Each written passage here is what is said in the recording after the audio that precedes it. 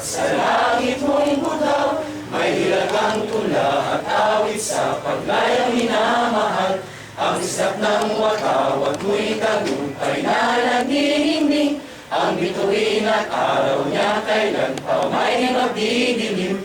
Lupa ng araw ng buwan ating pagsinta, buhay langit sa piling mo. Aming bigaya ng pag may mag-aapi, ang mamatay ng dahil sa'yo. Okay, maaari na po tayo po. So, Magandang gabi po at congratulations in advance na po sa mga kumakandidato.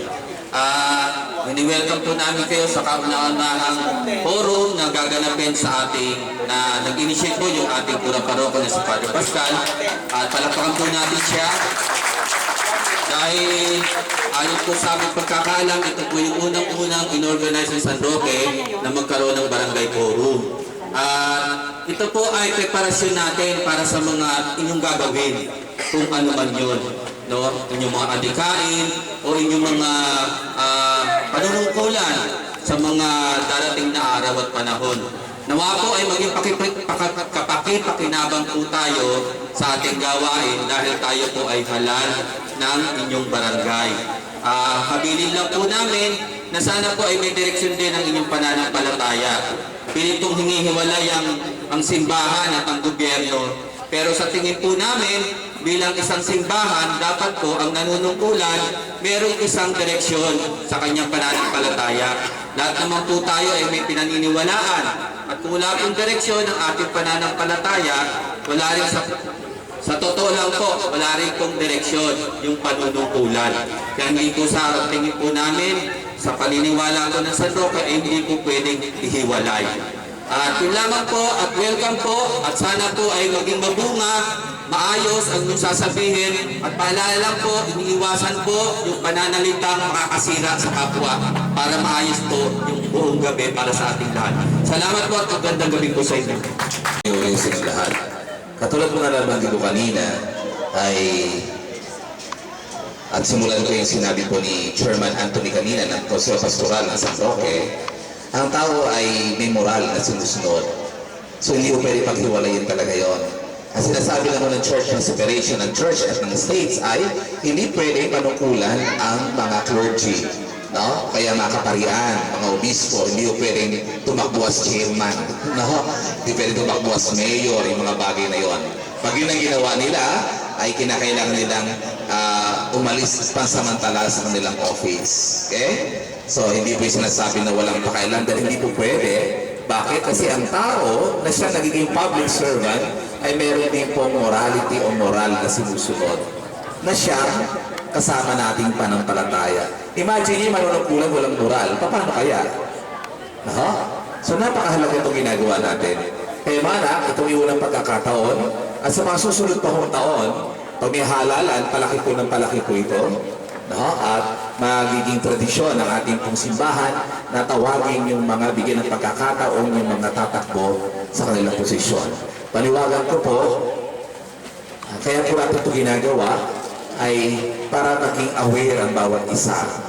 Ang nanunungkulan at ang bayan. Una, ang nanunungkulan, ang kanyang katungkulan ay pinagkaloob ng Diyos. Ipinagkaloob sa kanya ng Diyos yung mga tao at siya'y pinagkakatiwalaan ng Diyos na mga kasiwa ng may pagmamahal, pag-ibig at totoong naglilingkod sa kanyang nasasakipan. At ang mga tao naman po ay may katungkulan na suportahan ang kanilang hinalal, ang kanilang chairman. Hindi ho maganda yun. Kunyari, nagpalit na ng pamunuan. Yung mga dating masisipag hindi nagagalaw. Kasi sabi na, tapos na kami, tingnan na namin kung ano magagawa ng mga yan. Anak, hindi yung tunay na paglilingkod. Bago sana, kahit na hindi mo na term, ay maglilingkod ka pa rin. Kung talagang espiritu mo maglingkod, hindi mahalaga yung posisyon, hindi mahalaga yung silya, hindi mahalaga yung titulo as chairman o pag-awad. Hindi mahalaga. Kung talaga nasa puso maglingkod, sino man ang umupo doon, maglilingkod ka pa rin. Kaya manalo ka, kaya matalo ka, pare, talo ko eh. Natalo ako, ikaw nanalo. Pero nandito ako. Kung may kailangan ka, tulungan kita. Tayong dalawa maglilingkod din ako. Yan ang naglilingkod. Hindi kinakailangan yung posisyon. Yung ganun klaseng puso ang kinakailangan po natin mga anak. Okay? So maraming salamat sa inyo. Sa inyong pagsasalita dito, iwasan po natin yung mga double meaning na word. Ambiguous word sa tinatawag, no? Yung makasakit ng tao. Halimbawa, bigyan kayo ng sample. Kunyari, ako yung mga kampanya. Pag ako ang hinalang nyo, ito yung aking gagawin. Alam nyo, ang barangay ko po ay barangay 1,780. Kunyari lang po, no? 1780 ang aking barangay. Ang problema ko sa barangay namin na pinabayaan at napabayaan, no? At dahil ho ay hindi ho gumalaw ang mga kinaukulan, kita nyo ho? Hindi na, paglapasangan na ho yun. Pag nakarinig po ako na gano'n, tataasan kita ng kamay. Kaya, pag tumuloy ka pa rin, susunduin na kita. Palabas. No? Sabihin mo yung gagawin mo. Hindi mahalaga yung ginawa ni, kailan ba yung mayor natin? Dalawa yan eh. Si Erap, tsaka si Lynn. Napanood mo sa TV? Diba ho? Nagtungkatan ng baho ng kanilang mga pamilya. Tama ba yun? Hindi. Bakit pag ginawa mo yun, sino ang babaho? Ikaw din. Yung pamilya mo rin. Hindi, walang ganun na. Very unprofessional yun. Bagamat mga mayor sila, ayaw namin sa kanila kasi ginawa nila pangit. Ano yun? Talangka system. Ang tawag natin crab mentality, no? Para mo maiangat sa sarili mo, aapakan ko yung iba. Hindi. Kung may pagkukulang man yan, ang mahalaga dito, anong gagawin mo? Yun ang gusto namin marinig. Ano ang gagawin mo sa iyong nasasakupan? Given na yun, may mga nagawang mabuti, may mga pagkukulang, dahil tao lang naman lahat. Ito, di naman magagawa lahat ng taong perpekto. Pero hindi na kailangan ungkapin yun. Ang mahalaga dito, ano yung magagawa mo? Okay? So, maraming salamat. Magsisimula po tayo na. Magandang gabi po sa inyong lahat. Para po sa maayos na proseso po natin ngayong gabi, ganito po ang gagawin po namin. Una po, tatawagin po yung mga kandidato per barangay. So, kung for example po, sa barangay 149, dalawa lang po ang kandidato, so sila dalawa po nasa harapan. Ang mangyayari po, ganito po ang mangyayari. Ipapakala po sila isa-isa ng ating MC, at pagkatapos po noon, magkakaroon po tayo ng unang round.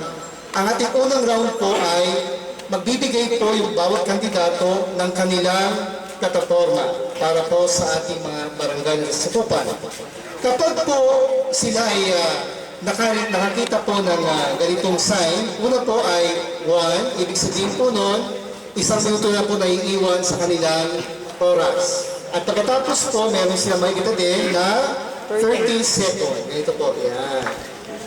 Ibig sabihin po, 30 seconds na lang. At pagkatapos po ganyan speaking time, meron pong buzzer. Ito po yung buzzer. Ayan. At pagkatapos po, papatayin po ang kanyang microphone kapag sila po yung padaldal pa rin. So hanggang ganun lang po sila. Pagkatapos po ng 2 minutes, yung kabila naman po yung kandidato magbibigay ng kanyang plataforma. Pagkatapos po nun, magkakaroon po tayo ng ikalawang round.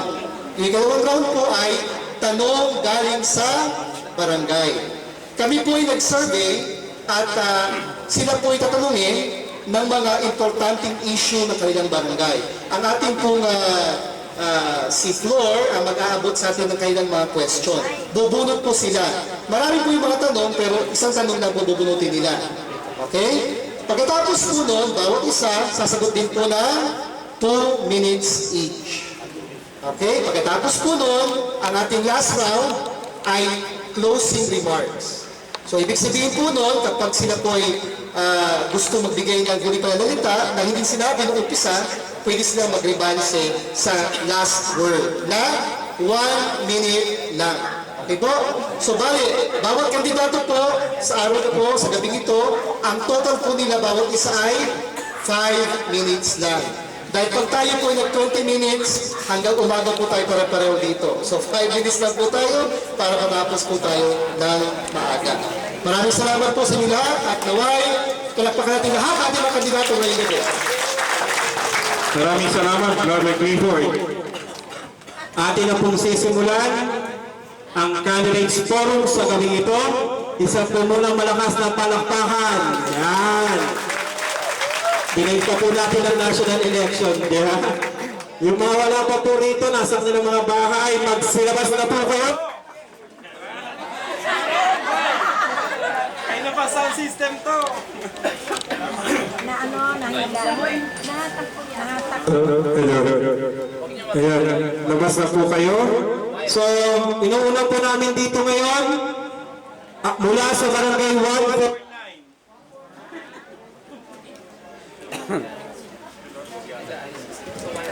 Hello. Ang kasalukuyang pong kapitan ng Barangay 150. Walang iba po kundi si Barangay Captain Jomil Mongcal. Palakpakan po natin. Magandang gabi po sa lahat ng dumalo po sa misa at sa barangay forum ngayong gabi po. Ako po si Jomil Mongcal. Ang aking yung magiging plataforma po, pag ako po ay sakaling nahalal, ay una po, magpapagawa na po kami ng bagong barangay hall, katulong ang aking mga kagawad. Pangalawa, ang maglalagay po kami ng pailaw or street light sa mga madidilim na lugar na nasasakupan po ng aming barangay. Pangatlo po, pag-iipayuin po namin ang kalinisan at kalusugan ng aming barangay. Pang-apat po, magkakaroon na rin po kami ng CCTV at panglima po ay lalo po nating ang mga tanong po ay magiging lalo pong aktibo na sa ganun po ay mapanatili po natin ang katahimikan ng ating barangay. At higit po sa lahat, magiging transparent po sa lahat ng magiging proyekto na gagawin ng ating barangay.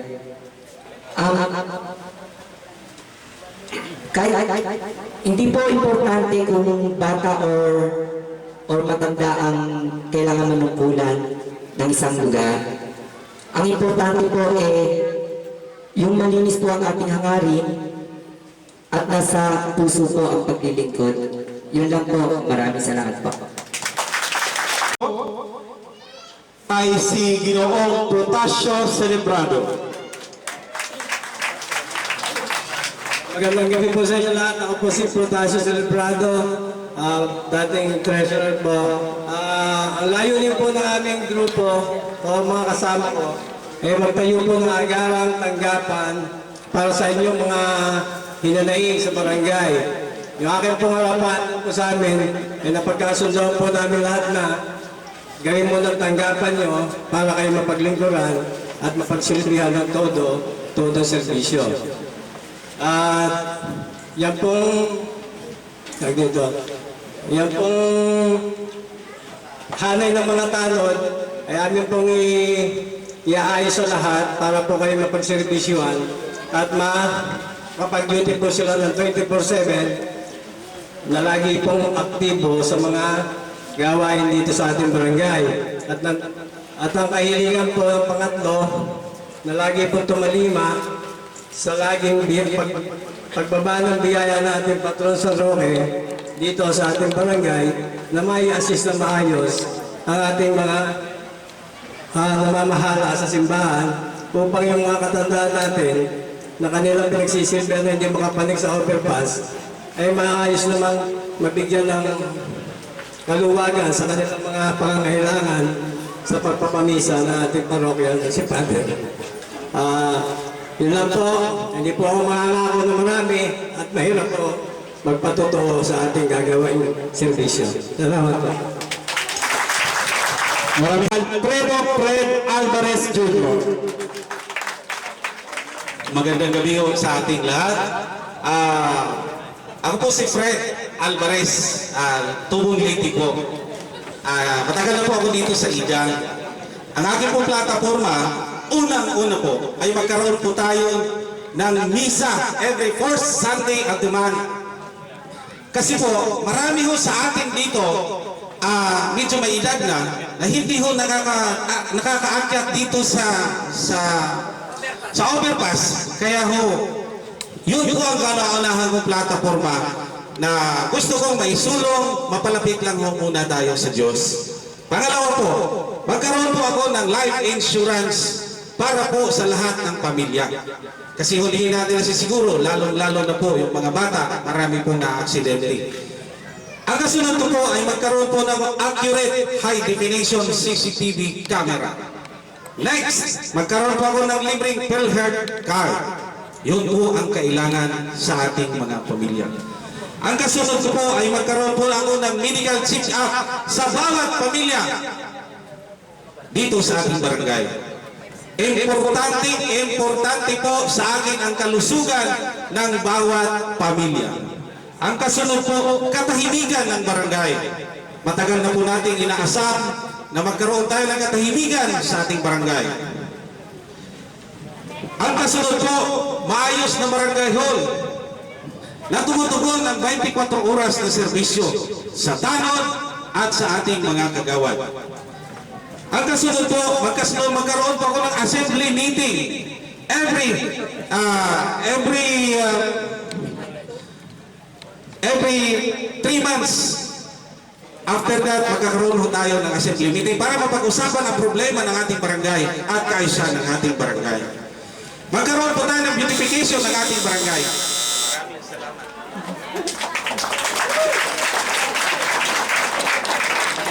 Maraming salamat po, Ginoong Alvarez.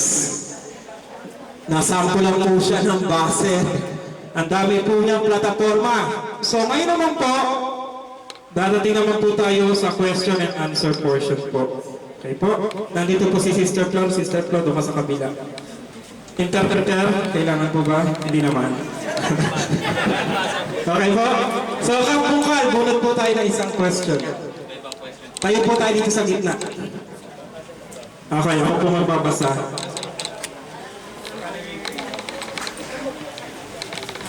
Okay. Ang unang tanong po ay para sa inyo kampungkal, isa lang po ito.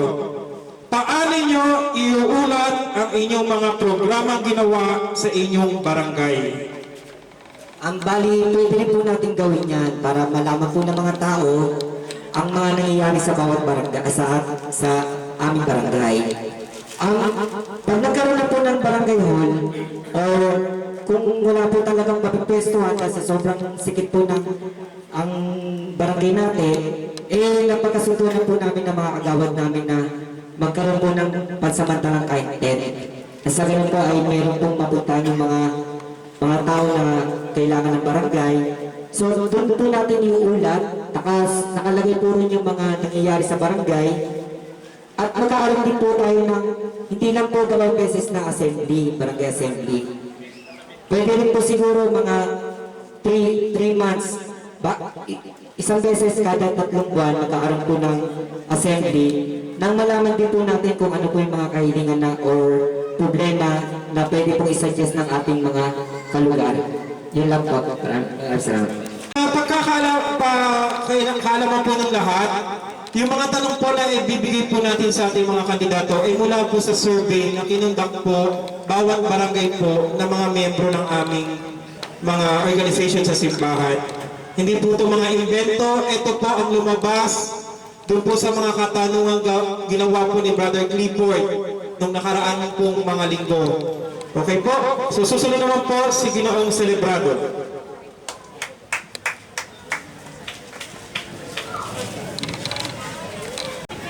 Okay, ang tanong po ay ito.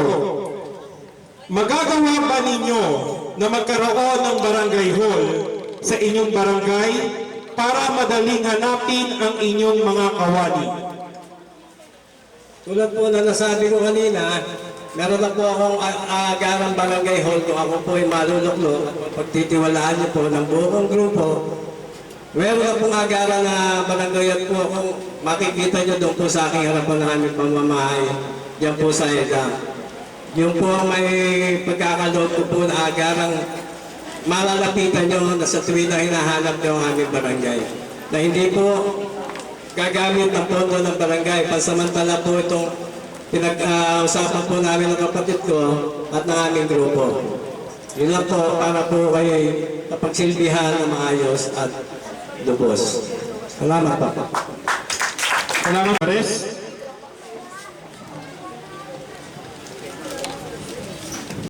Ito po ang tanong. Ano ang iyong gagawin na hindi nakakaperwisyo ang mga hayop na katulad ng manok, pusa at aso sa kalsada ng inyong barangay? Una-una po, kakausapin ko po ang lahat po na may-ari ng mga hayop. Kakausapin ko po sila at gagawa po ako ng isang resolusyon na ipatutupad nating lahat na kung sino man po ang may aso na nakakaperwisyo, lalo na kung tumatae po dyan sa kalsada, ay dapat po natin ipasok sa ating bahay at doon na lang po. Hindi ho pwede magkalat-kalat ang mga aso o anumang mga hayop na nakaperwisyo po sa ating barangay. Yun po ang kaunahan ko, kakausapin ko po ang lahat na may-ari ng aso at ipapaskin ko po at higit sa lahat, igagawa ko po ito ng programa na pag-uusapan po dito sa ating barangay. Maraming salamat po. Pagod po ba sa inyo lahat yung katanungan para sa ating tatlong kandidato rito? So dadako na po tayo sa ikatlong bahagi, ang kanilang pong tig-isang minuto closing remarks. Unahin na po natin, Kapitan Mongkal. Magandang gabi po ulit sa lahat. Ako po ni si Johnny Mongkal. Tumatakbo po ulit ako bilang punong barangay ng Barangay 150. So bali, ito lang po ang masabi ko po sa mga kabarangay ko. Siguro po, kahit wala naman po aming barangay hall, nagampanan ko naman po ng maayos. Pag may lumalapit po sa akin na problema, ay agad ko naman po ito nasusolusyonan. So bali, lalo na po pag nagkaroon na po ng bagong barangay hall, lalo po nating mapapaayos ang ating barangay. Yun lang po, maraming salamat po. Ngayon po, pagkakataon at panahon upang ang inyong po mga hinaing at kapangyarihan ay magtaguyod at magluklok ng ating mga pinuno sa barangay. Piliin niyo po at kayo po ang siyang gabay sa maluluklok dito na magkakandili o mag-aalaga sa inyo at magsiservisyo. Sa inyo po nakasalalay lahat ang kagandahan ng barangay. Sana po ang aking siyam na kasama at grupo, wala po silang hangarin o hindi po lahat ay mapagsilbi ng totoo sa tao na wala po pag-iimbot at halong ibang kaisipan. Buong puso po sila maglilingkod sa aming po na pag-usapan kung mananatili po ang aming grupo. Salamat po. Maraming salamat at ang panghuli po, Ginoong Alvarez. Mga kabarangay, kung kakulang po ang inyong pagbibigyan ngayon halalan. Ito po ay gagawin ko lahat ng aking makakaya. Nang taus-puso kong ako magsisilbi sa inyo. Gagawin ko po ang lahat ng aking pangako sa inyong harapan, sa harapan po nila. Maraming salamat po. Okay po, inaanyayahan po ang lahat na tumayo sa harap. Kayo pong tatlo. Yan. At maraming salamat po. Magbawala po kayo. Nawala ako. Sorry po. Hindi, mamaya po kayo magsasahid bandang huli po sa ceremony. Okay po, doon na lang po. Maraming pong salamat. Punta na po dito yung mga mahalaga po ito. So umasa po kayo, yung lahat ko na umaten. Bawat misa ko simbahan, ipa-plug-in ko lahat na umaten ng candidates ko. Pero yung mga hindi umaten, babanggitin ko rin po. Bahala na ko ang taong magdesisyon. Diba? Kasi inuulit ko, mahalaga po ito. Baka akala na ibang mga chairman, simbahan lang po yan. Pag umatong po ang kura paro ko. Diba? So please, sana po huwag muna umuwi yung mga narito. Ngayon po, paanuhan ko lang po, kaunti pong